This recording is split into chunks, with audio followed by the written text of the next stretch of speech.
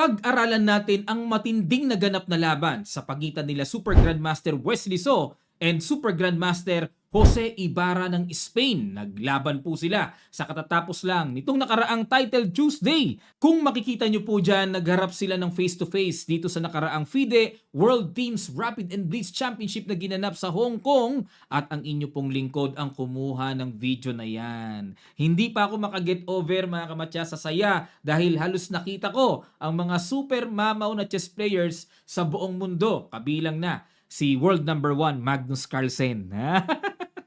Tuwan-tuwa ako. It's a great experience talaga. At lalo na, na-meet uli natin si Super Grandmaster Wesley So. At ngayon naman, bago natin pasadahan itong matinding naging laban niya, sagutan muna natin ang puzzle na hatid sa atin ng Internet Chess Club application na iniwan sa atin kahapon. Mga kaibigan, ito po yon, it's block to play. Ano kaya ang pinakamagandang gagawin ng block dito para swabe ang pagkapanalo? Queen E4. Congrats po sa mga nakakita niyan.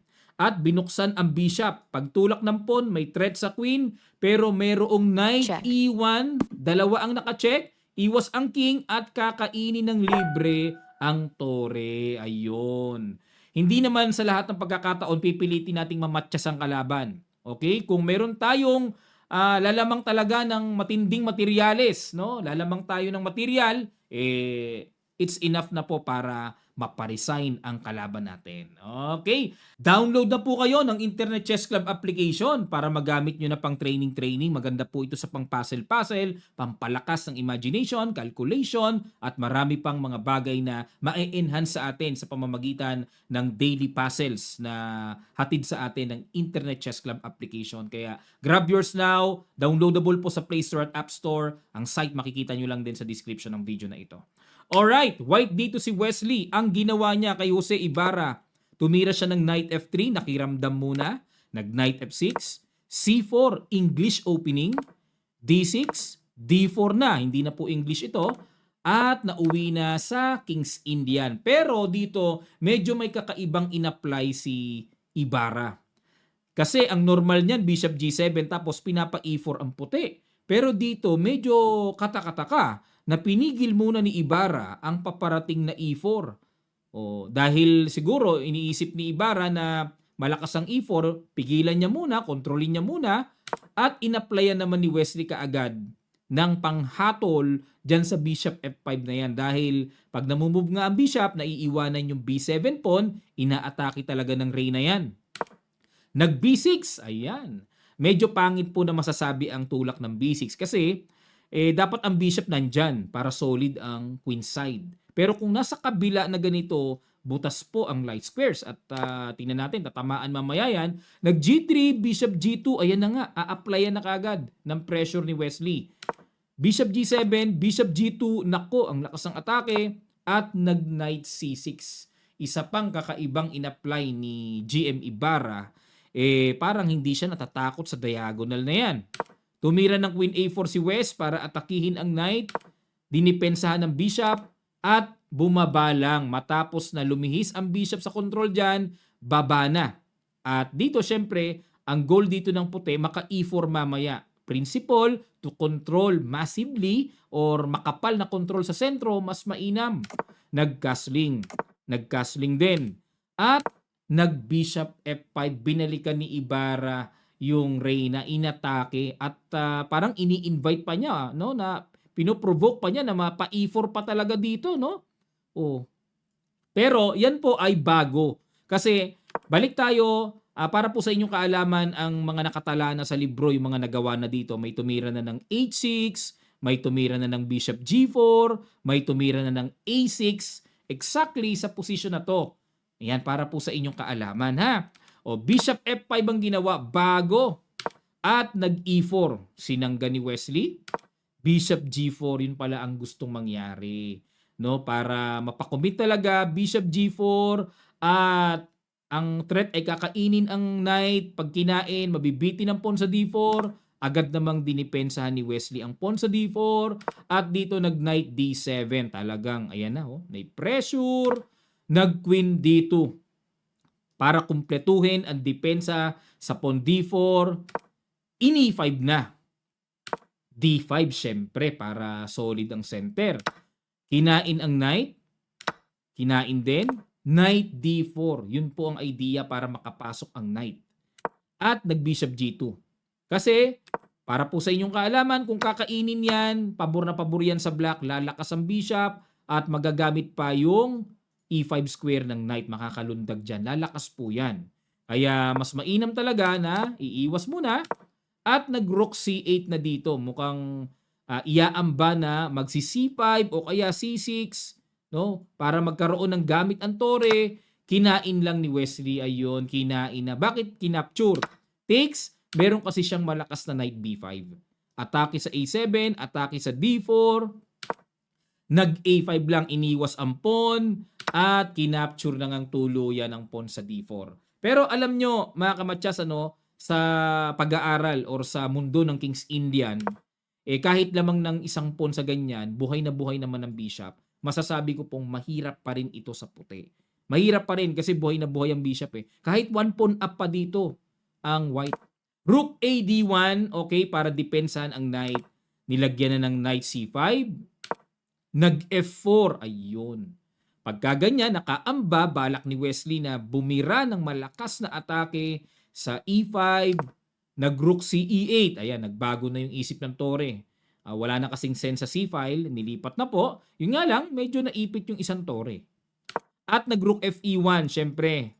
Kakainin na kasi yung pawn sa E4, depensa muna, maintain muna yung pagka one pawn up. At ayun po, tinuluyan na ni Ibarra na mag-queen to queen. Nako, Ibarra. GM Ibarra.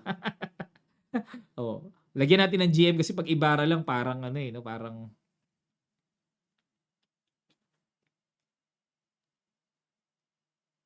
nako, GM Ibarra. Malakas si Wesley pagka wala na ang Reyna. Malakas yan. Nag-Rook E7, so plano po ay magbabattery, kitang-kita. Nag-G4. Bakit nag-G4 si Wes? Inaabangan niya kasi na baka mamaya tumira ng F5 dito at maalangan yung pawn niya sa E4 pag nakapatong na yung tore. Pinatungan na nga pero safe pa rin. Tatlo pa rin po nakadepensa. No worries.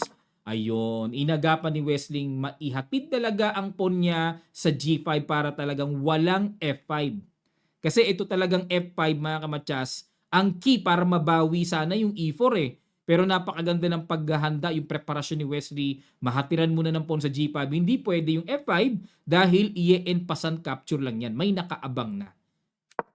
H6, nako, yan po yung mga application ng mga grandmaster, magsasacrifice ng ganyan.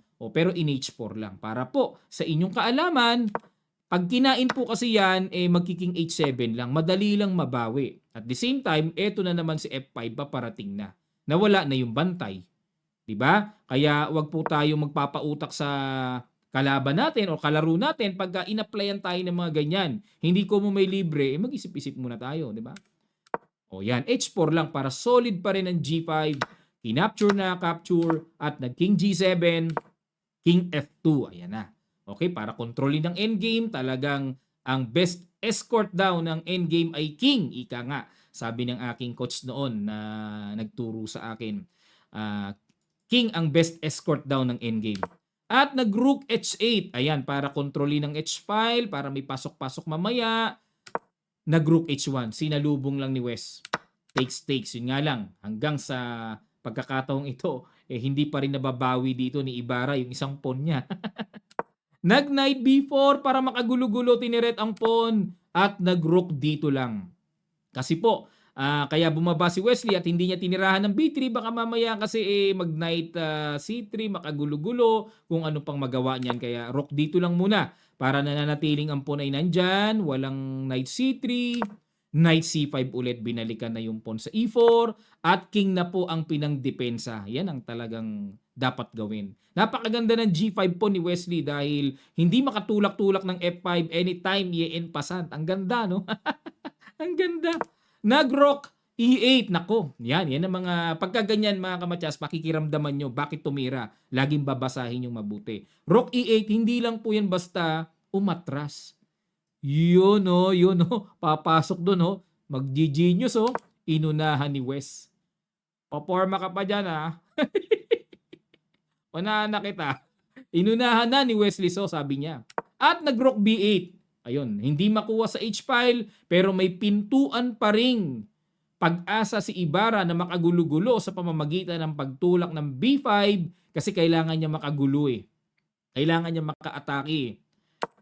In-E5 na ni West dahil umalis na nga sa pantay sa E-file, gusto na niyang i-progress ng malakas yung kaniyang sentro. At dito po, binanata na, bini-5 na, sabayan na ng atake para magkabutas ang black at kinain lang po ni Ibarra, kinain at dito nag-rook C2. Okay?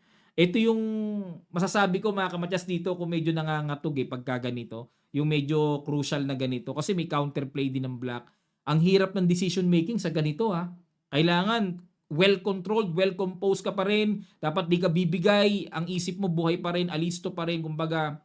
Kaya yung mga ganito hinahangaan ko sa mga katulad nila Wesley So na mga 2700, ang gagaling mag-control. Perfect pa rin. Rook B4, o basahing mabuti, ano ba threat? Wala pa naman, o Bishop F3 ang ginawa ni Wesley. So improve the pieces as much as possible, improve. Kasi ang pangit ng bishop sa H1 no? Parang walang ka square eh. Nag King F8. Okay, so ang gusto dito ni Ibarra ay, okay, ano bang gagawin mo talaga? Waiting, lipat ang king sa E7 na mas active na masasabi kumpara sa king niya na nasa G7. Nag B3, ayun, at dito po ay, nako, galing.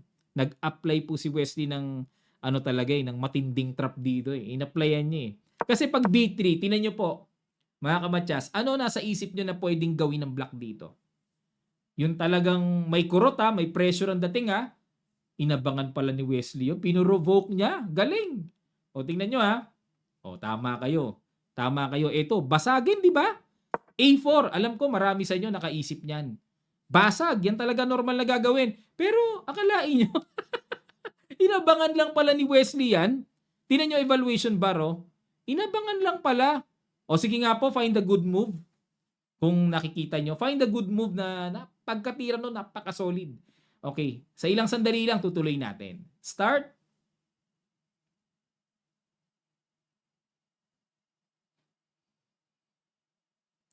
Maraming salamat po mga kamatyas. Ay grabe ito. Ganda Rook C4.